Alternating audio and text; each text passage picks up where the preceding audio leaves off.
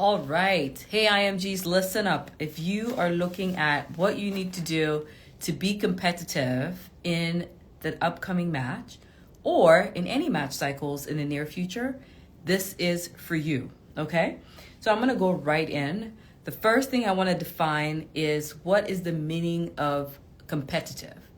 And obviously, it's an English word, and we all know competition means that there's always something better, someone better, there's always some kind of opposition, right? For us as IMGs, though, what we need to understand is obtaining a residency position in the United States is competitive just simply for this one reason. And that one reason is every single year, there are way more applicants than there are spots, right?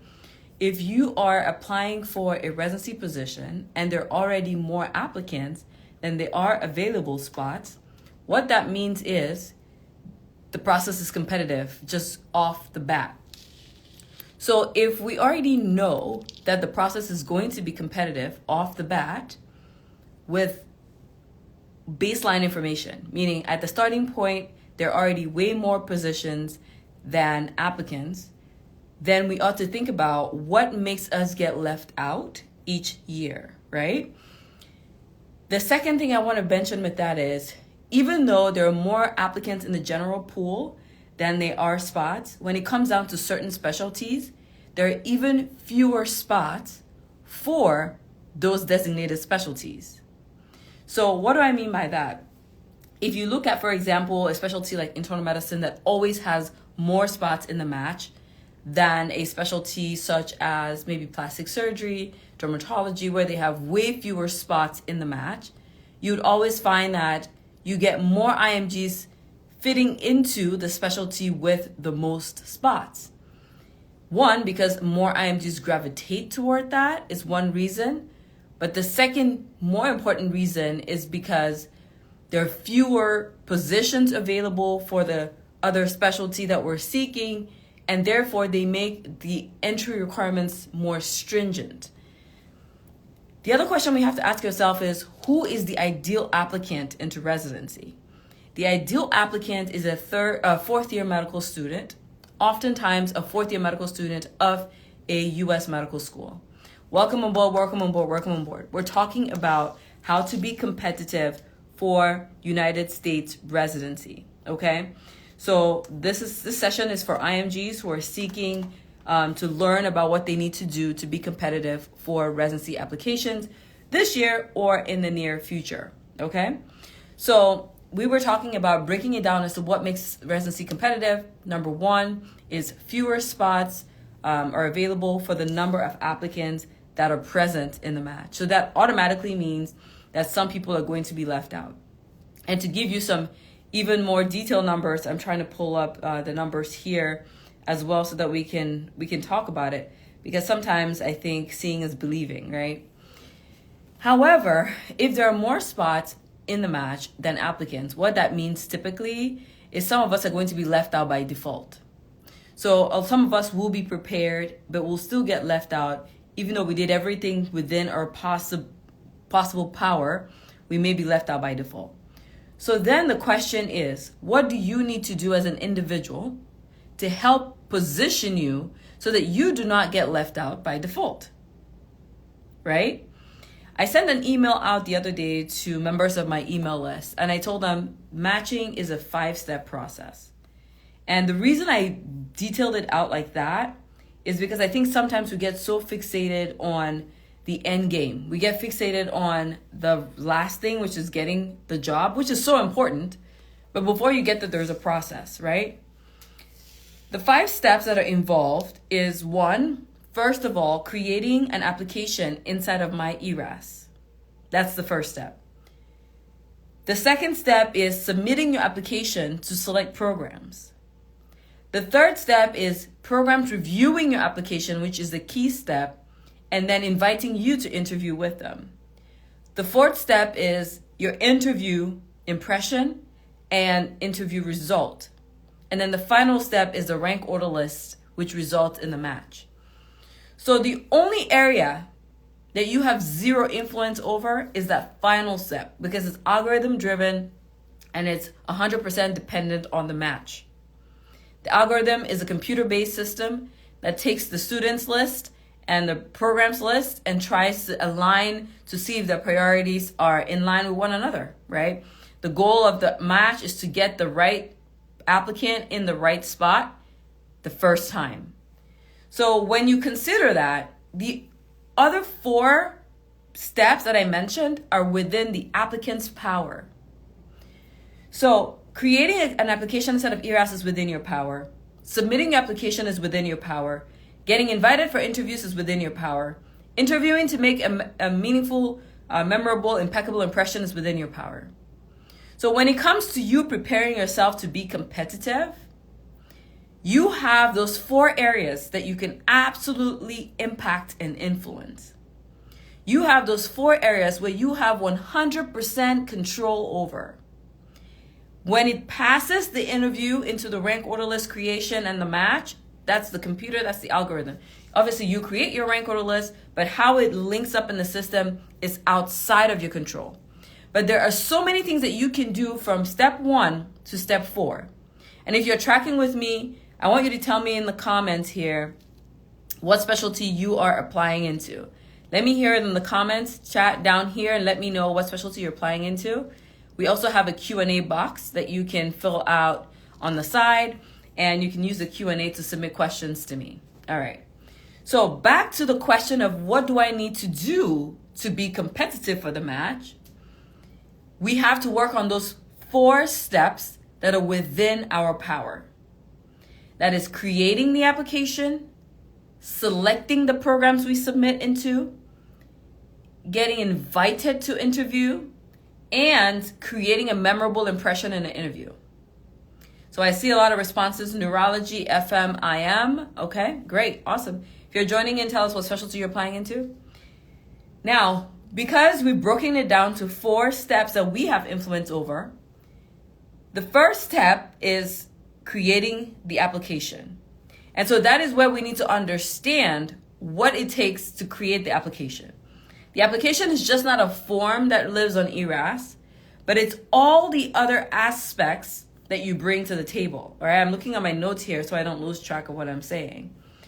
The first aspect, obviously, is the form you're going to fill out, which is the final step of the process. And inside my program, the IMG Roadmap, I teach my students exactly how to fill out each form field.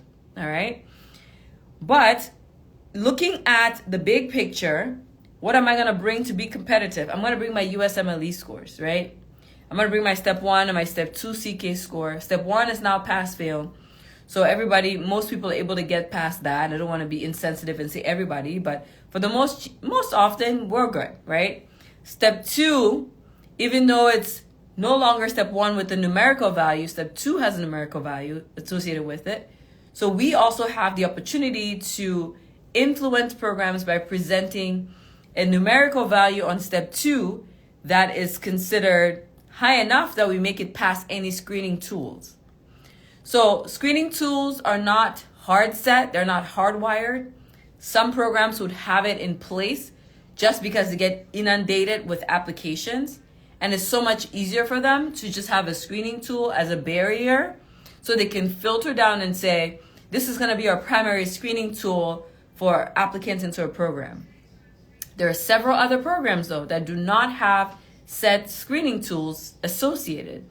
And so when you don't have a screening tool associated with your program, then the person who is applying can utilize that as like, okay, well, this program lacks a score screening tool or a score cutoff as an entryway to say, okay, I'm eligible to apply. USMLE is just one aspect, even though it has historically been the most important aspect. It's one on the top, okay? It's followed quickly by your clinical experience. And when it comes to being competitive, it's just not about any kind of clinical experience. It's about clinical experiences that demonstrate your level of commitment, your level of competency in that area. Now in the new ERAS application, you have several form fields. You have this idea of key characteristics, which they expect you to portray, just not a clinical experience, but they want to know how that experience helped you develop, how it maybe modified the way you approach life, how it changed your perspective on life, or how it directed you into the specialty. So when it comes to clinical experience, it's just not, I'm just going to grab a whole bunch of USCE, right? IMGs were always thinking, we need USCE. Everybody's hustling for USCE. But what if I told you that your USCE doesn't matter as much as as much as the clinical experience or the USCE that proves your commitment, shows your level of competency within a specific area. Preferably, if your clinical experience is related to your associated specialty, I believe that could be of higher level of commitment and competency, therefore making you more competitive in that regard. So for the internal medicine applicant or the neurology applicant, of course, if your experiences are within neurology and you're going for neurology, that reads competitive, that reads commitment, that reads competency in where you're headed, right? The third item is your LORs, right? One of the key mistakes I see in the IMG community is we don't understand who should write our letters, when they should write it. We get caught up on the dates on our letters. We get caught up on the timestamp, but we forget that the content of the letter is more important. And then we act as if the content of the letter we have zero control over, right? And I'm not saying that you are particularly going to take somebody's hand and write the letter for them, but you have to realize that you have so much influence on what someone writes about you, in the sense that you have an influence as to how you interact with them, so that you can positively, it's almost like a psychological warfare, right? Where you can almost positively influence their perspective of you to where your LOR comes off and is being read to demonstrate your skill sets, your clinical acumen, your professionalism, and how you even rank against other applicants. So when it comes to the LORs, you need to be thinking about who is going to write this for me? What do I want them to write? How much of what I've done do I want them to include in my letter? And I teach this inside the roadmap course as well. Because I don't want you walking around thinking you have zero impact on what goes in your letter, because that is so untrue. I've had multiple applicants who have been able to find and secure positions because they came highly recommended by physicians who were able to assess them in the clinical space, right? So faculty member, department chairs, and plus some of us get caught up on like, oh, I'm just gonna get somebody with a big position to write my letter, and that person pulls out a generic print from their secretary's stash and sends it over to my ERAS. No, you want detail level LORs. Again, those are things that I teach you how you can influence your letter writer inside my program. If you're interested in my program, just DM the word ready. I'll type it down here. Just DM the word ready. And we'll get that information out to you. The fourth item is research experience. With research experience, we usually get caught up on publications, right? But we forget that there are other levels of publications or presentations that we can achieve as IMGs. A lot easier than having maybe a randomized control trial published in our name, right?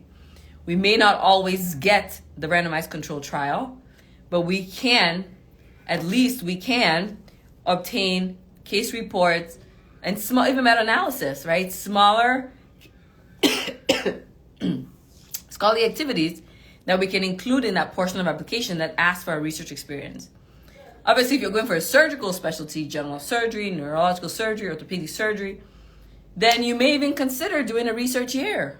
Dermatology, same thing, because some of those specialties require a lot more than just maybe one paper or two papers that you've been involved in on the remote end. So you probably want to consider something more in depth, like an actual research position. I see some comments here for ready. My program actually starts on April. Our last day to enter is April 14th, so less than 10 days away. And if you're interested, just type in ready. I'm sorry, I'm still dealing with the cold here. IMG Roadmap would also get to you. So when it comes to research experience, I want you to consider that there are two areas on your application where you can depict this. You can work in research and still have zero publications. You can have publications and never have done bench research, right?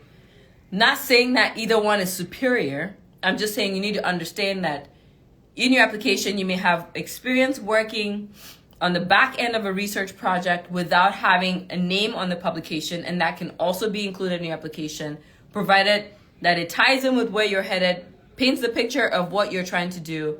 That all will give you what you're looking for.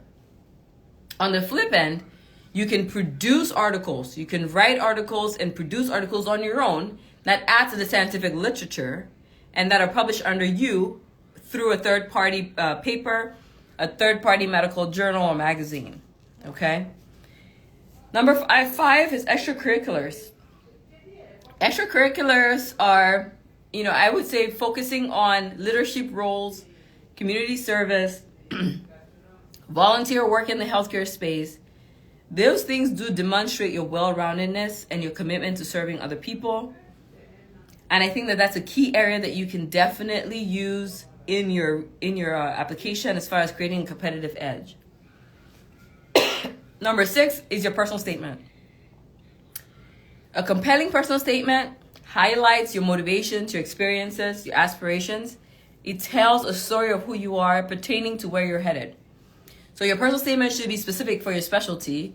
I strongly recommend that some of us write the most bizarre personal statements that have nothing to do with the question at hand, which is who are you and why should I care, right? Why should I care about having you in my program? That's what the personal statement should be talking about. So when it comes to that, you want to make sure that you're writing using a story format, and I show you that. I have prompts for you. I show you how you're going to write your personal statement.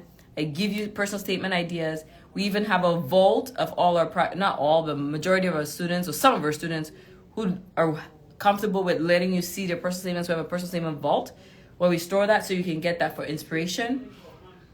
And finally, your interview performance as well can create an edge for you in the competitiveness field. The one thing that does improve competitiveness, but that there's no way to quantify, because scores you can quantify. You can say this person has a 250, this person has a 210, right? It's a big difference. But there is something with networking which cannot be quantified. It's not a necessity, but being able to create a network, to create a connection within your specialty is a surefire way to accelerate your success. And networking does not come easy to us as IMGs. It's not as straightforward as we think. It's not as easy. It's intimidating, right? It's super intimidating when we want to network, but we feel like we don't know how to network, right? I'm drlum, you're now the moderator, so you can pin some stuff on here. While I resurrect my throat. I've been under the weather for a few days. I'm sorry, guys. But when it comes to connections and networking, that is a huge area, especially for people who've gone unmatched before. This is a key area where I've noticed that they can really move the needle, right? Is by creating contacts in the space in which they're seeking. And that usually tends to accelerate their chances of getting a residency position. Networking also requires personal skill, interpersonal skill, and people skills. So I also teach you how you can adopt that even if you're the shyest person. I show you how to network, and I give you all my templates. I give you all my prompts, my word vomit. So literally you just have to say everything that I tell you. But more importantly, I want you to internalize it, which is where the mindset transformation piece comes in, right? Where you can internalize what I'm saying. I have a few more, but I think that I want you guys to think about things like your clinical skills, what you're gaining. So if you're already working as a physician in your home country, or you're already working as a physician in another capacity and you're applying to U.S. residency, think about what you've gained from those experiences. And remember that you can definitely leverage them. You can leverage like your procedural competency, your clinical skills, your patient interaction, your diagnostic abilities in your application process into U.S. residency for sure. And again, that's something I can clearly teach you how to do inside my program. Compatibility with program culture, I think, is so important because some of us don't take the time to research where we're going, right? Not every program is compatible with you, and you are not compatible with every program out there. It's important that you're looking for programs that are seeking a certain type of candidate so you can either one, morph and mold yourself into being that kind of candidate, or two, you can become that person by how you present yourself to them. So I'm going to take some of your questions here. I don't see any questions in the question box. Let me scroll up here in case I'm missing anything. Okay. Mawai says, can starters join as well, those who are still preparing for USMLE Step 1? Yes, absolutely. So one of the biggest mistakes that I see in our community as IMGs is we wait until the last minute, right, to begin to think about the big picture. I'm not saying that your exams are not important. Your exams are absolutely important. I started off by saying being able to be competitive on your examinations will make this process a lot easier, and it's the top number one sort of filtering or selecting tool that screening tool that programs may put in place. However, what good would it do you if you did all that hard work and then at the end you don't represent what is being required of you for your application and you don't get what you're supposed to do on the first go round, right? So a lot of us think that we have to wait until the year that we're ready to apply to start this process of preparing. But I think just like you're preparing for the USMLE, you're also preparing for what experiences to select over the next few years, what research to select over the next few years, how you're going to get those. You're also going to gain a mentorship from other people within our community. So within the IMG Roadmap, alumni, and other students who are ahead of you, you'll be able to have a lot of coaching from that standpoint as well. And I think more importantly, everyone that's come to my program and has been successful, one of the things they've always told me is they wish they started early on. Because when you go through this process with me, you'd realize that, yeah, maybe you match, but what if you could match at a specialty that you really desired? Or you could match at a program that you really desired and just not maybe your second tier or your third tier option. So yes, if you are not applying this year and you're applying in the future, I think you actually have the advantage of time, meaning you can apply now and you'll still be right on par with where you need to be as far as when it comes time for you to get into residency. You're well prepared. You've had time to sort of slowly go through the process of what I'm teaching my students to get done between April and September. Well, you have a year, 2 years, 3 years to complete that. And so you're actually thoughtfully thinking through every experience that you're collecting. You're actually thinking through research. You're thinking through your personal statement, your experiences, and it just makes for you to gain clarity.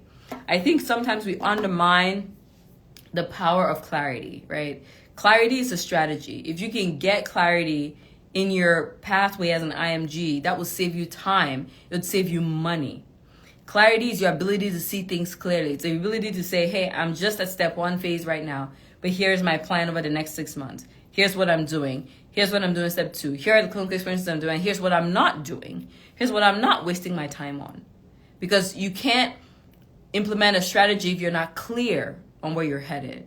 And that's what my program does for you, is it helps you obtain that clarity that you're missing.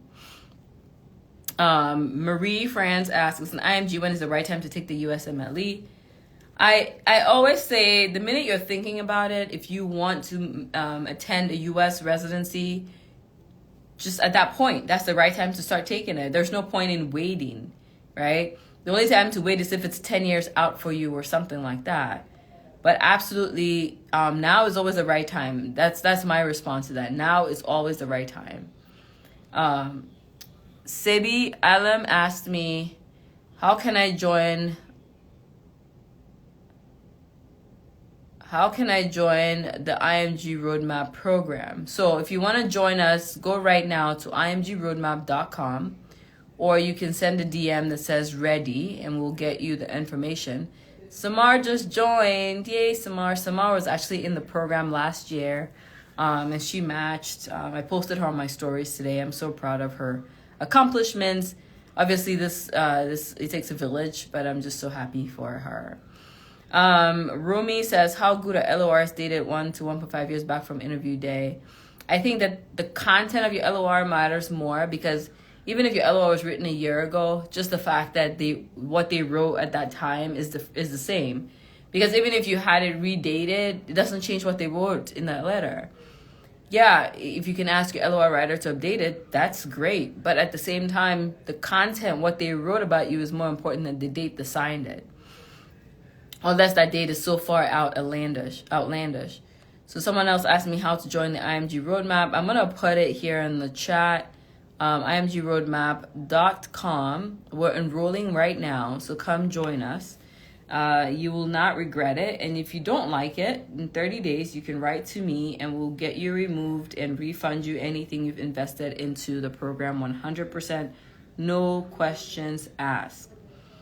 All right. So let's see. Are there any other questions here for me? I don't see any other questions. Thank you guys for joining in. I was hoping we'll get tons more questions on what you could do to make yourself competitive, but I don't see a lot of questions in the chat box here. I don't see any in the chat as well. So if you are interested in joining the IMG Roadmap this year, come join us. Just DM ready. Our doors are open and we're taking you right in. All right. I'll see you guys in the next live session.